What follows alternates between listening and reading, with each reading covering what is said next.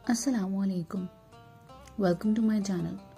आज हम एक इंतहाई अहम मौजू पर बात करेंगे जो हर मुसलमान के दिल में सवाल पैदा करता है, और वो है क्या रमज़ान के रोज़े छोड़े जा सकते हैं। ये सवाल बहुत से लोगों के जहनों में होता है, ख़ास तौर पर जब कोई बीमारी, सफ़र या किसी और मजबूरी की वजह से रोज़ा ना रख पाता हो। तो आइए इस सवाल का जवाब कुरान और हदीस की रोशनी में तलाश करते हैं। अल्लाह ताला सूरह बकरा की आयत 183 में फरमाते हैं, ऐ ईमान वालो, तुम पर रोज़े फ़र्ज किए गए हैं जैसे तुमसे पहले लोगों पर फ़र्ज किए गए थे, ताकि तुम परहेजगार बनो।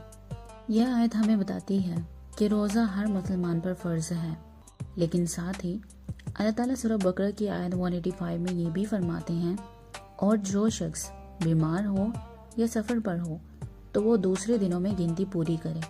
यानी अगर कोई शख्स बीमार है या सफ़र पर है तो वो रोज़ा छोड़ सकता है, लेकिन बाद में इसकी क़ज़ा ज़रूरी है। अल्लाह ताला हमारे हालात को बखूबी जानता है और हमारी मजबूरियों को समझता है। नबी करीम सल्लल्लाहु अलैहि वसल्लम ने भी हमें रोज़ों के बारे में वाज़ेह हिदायत दी हैं।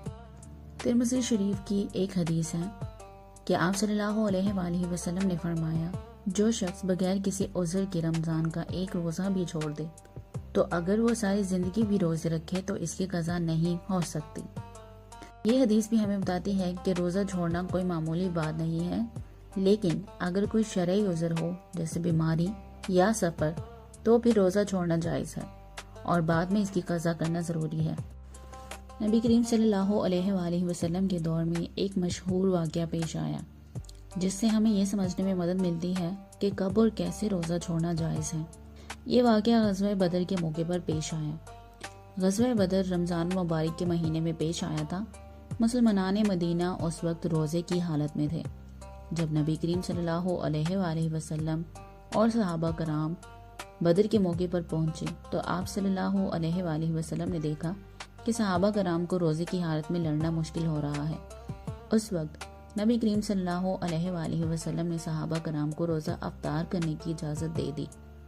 सही मुस्लिम की एक हदीस में है कि हज़रत उमर बिन ख़त्ताब रज़ियल्लाहु तआला अन्हु से रिवायत है कि नबी करीम सल्लल्लाहु अलैहि वसल्लम ने फरमाया, तुम दुश्मन के करीब पहुंच चुके हो और रोज़े की हालत में लड़ना तुम्हारे लिए मुश्किल होगा, लिहाजा तुम अफ्तार कर लो।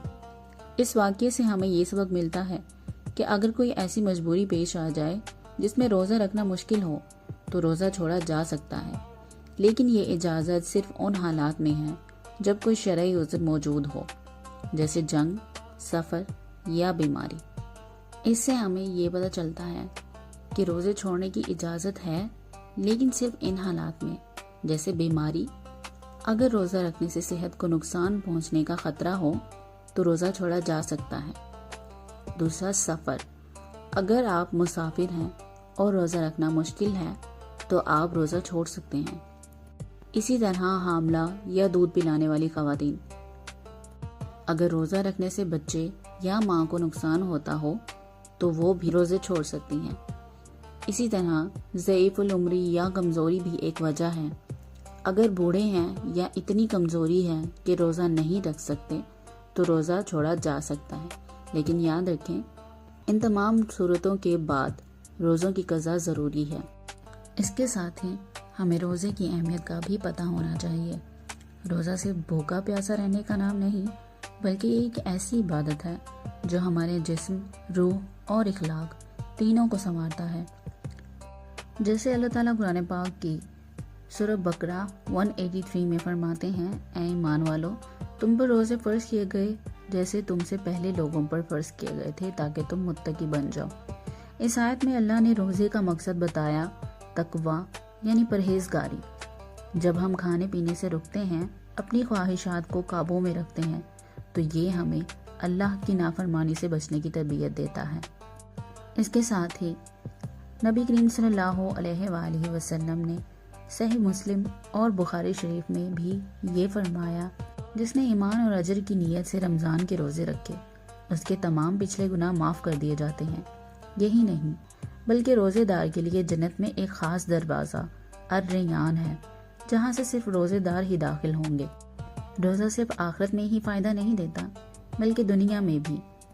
साइंस भी साबित करती है کہ روزہ جسم کو ڈیٹاکس کرتا ہے، قوت مدافعت کو مضبوط کرتا ہے اور دل کو سکون دیتا ہے، لیکن سب سے بڑھ کر یہ ہمیں دوسروں کی بھوک اور پیاس کا احساس دلاتا ہے، جس سے ہمارے اندر ہمدردی اور شکر گزاری آتی ہے۔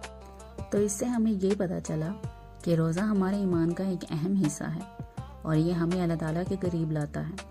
روزہ رکھنے کا مقصد صرف بھوکا پیاسا رہنا نہیں، بلکہ اس کا اصل مقصد تقوی حاصل کرنا ہے۔ ہمیں چاہیے کہ ہم رمضان کے روزوں کو پورے ایمان اور احتساب کے ساتھ رکھیں اور اس مہینے میں اپنے گناہوں کی معافی مانگیں۔